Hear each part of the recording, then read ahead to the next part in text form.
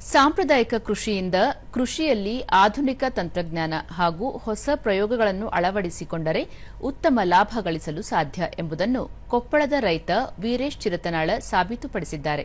ಈ ಕುರಿತು ಒಂದು ವರದಿ.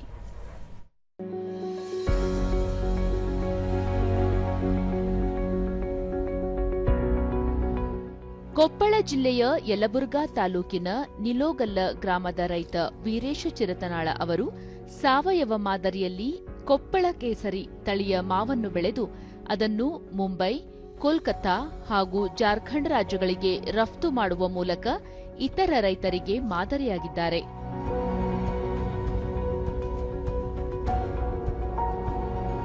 ವೀರೇಶ್ ಚಿರತನಾಳ್ ಅವರಿಗೆ ಸ್ವಂತ ಜಮೀನು ಇಲ್ಲದಿದ್ದರೂ ಕೃಷಿ ಮೇಲಿನ ಆಸಕ್ತಿ ಕುಗ್ಗಿಲ್ಲ.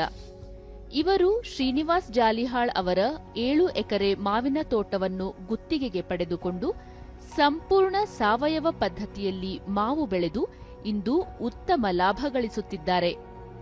ರಾಸಾಯನಿಕ ಮುಕ್ತವಾಗಿ ಇವರು ಬೆಳೆದಿರುವ ಕೊಪ್ಪಳ ಕೇಸರಿ ತಳಿಗೆ ಹೊರ ರಾಜ್ಯಗಳಲ್ಲಿ ಭಾರೀ ಬೇಡಿಕೆ ಸೃಷ್ಟಿಯಾಗಿದೆ.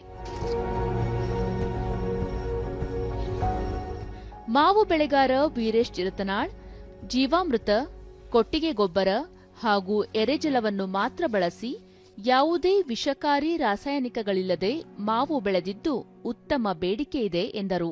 ಮತ್ತೆ ಯಾವಾಗ ದೀಪಾವಳಿ ಟೈಮ್ನಲ್ಲಿ ಯಾವಾಗ ನಮಗೆ ಮಾವು ಯಾವಾಗ ಸ್ಟಾರ್ಟ್ ಆಗ್ತದ ಅದಕ್ಕಿಂತ ಮುಂಚಿತವಾಗಿ ಆರ್ಗ್ಯಾನಿಕ್ ಎರೆಹುಳ ಗೊಬ್ಬರ, ಜೀವಾಮೃತ, ಸಗಣಿ ಗೊಬ್ಬರ ಮತ್ತೆ ಒಂದೆರಡು ಸಲ ಕೊಟ್ಟಿಗೆ ಹೆಸರೆ ಅದನ್ನು ಜೀವಾಮೃತನನ್ನು ಮತ್ತೆ ಸ್ಪ್ರೇ ಮಾಡ್ತೀವಿ ಸರ್. ನಾವು ಅದ್ರ ಮಾಡೋದಂತಂದ್ರ ಹಣ್ಣು ಸ್ವೀಟ್ ಬರ್ತದ್ರಿ, ಸೈನಿಂಗ್ ಇರುತ್ತ, ಸೈಜ್ ಬರ್ತದ.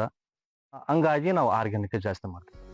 ತೋಟಗಾರಿಕೆ ಇಲಾಖೆ ಜಂಟಿ ನಿರ್ದೇಶಕ ಕೃಷ್ಣ ಉಕ್ಕುಂದ, ಕೊಪ್ಪಳ ಜಿಲ್ಲೆಯ ರೈತರು ಕೇವಲ ಸಾಂಪ್ರದಾಯಿಕ ಕೃಷಿಗೆ ಅಂಟಿಕೊಳ್ಳದೆ ಆಧುನಿಕತೆ ಅಳವಡಿಸಿಕೊಂಡು ಯಶಸ್ಸು ಕಾಣುತ್ತಿದ್ದಾರೆ ಎಂದು ಶ್ಲಾಘಿಸಿದ್ದಾರೆ. 7 ಎಕರೆ ಹೊಲದಲ್ಲಿ ಕೇಸರ್ ಮಾವನ್ನು ಬೆಳೆದಿದ್ದಾರೆ. ಅವರು ಹೈ ಡೆನ್ಸಿಟಿ ಕೇಸರ್ ಮಾವನ್ನು ಬೆಳೆದಿದ್ದಾರೆ. ಅಲ್ಲಿ ಸಾಕಷ್ಟು ಚೆನ್ನಾಗಿ ಬರ್ತಾ ಇದ್ದ ಗಿಡಗಳು, ಅಲ್ಲಿ ಸಾಕಷ್ಟು ನೆರಳು ಇರೋದ್ರಿಂದ ಅವರು ಒಂದು ಬೇರೆ ರೈತರಿಗೆ ನಾ ಏನ್ ಹೇಳ್ತೇನೆ ಅಂತ ಹೇಳಿದ್ರೆ, ಈಗ ಮಾವು ಬೆಳೆದಿದೆ ಬೇರೆ ಬೇರೆ ನಮ್ಮಲ್ಲಿ ಈಗ ಹಣ್ಣಿನ ಪ್ರದೇಶ ಇರೋದ್ರಿಂದ ಸಾಕಷ್ಟು, ಯಾಕಂದ್ರೆ ಹಣ್ಣು ಅಂದಾಗ ಒಂದು ಸೀಸನಲ್ ಬರ್ತಾವೆ. ಅಲ್ಲಿ ಸಾವಯವ ಇದರಲ್ಲಿ ಸ್ವಲ್ಪ ಸಗಣಿ ಗೊಬ್ಬರ ಜಾಸ್ತಿ ಹಾಕಿ ಬೆಳೆದ್ರೆ ಚೆನ್ನಾಗಿ ಬರುತ್ತೆ. ಕೊಪ್ಪಳ ಜಿಲ್ಲೆಯ ಉಷ್ಣ ಹವಾಮಾನ ಮತ್ತು ಹೆಚ್ಚಿನ ತಾಪಮಾನವನ್ನೇ ತಮಗೆ ಪೂರಕವಾದ ಅವಕಾಶವನ್ನಾಗಿ ಬಳಸಿಕೊಂಡಿರುವ ಇಲ್ಲಿನ ರೈತರು ಸಾವಯವ ಪದ್ಧತಿಯಲ್ಲಿ ಮಾವು ಬೆಳೆದು ಆರ್ಥಿಕ ಸ್ವಾವಲಂಬನೆ ಬದುಕು ಸಾಧಿಸುತ್ತಿದ್ದಾರೆ.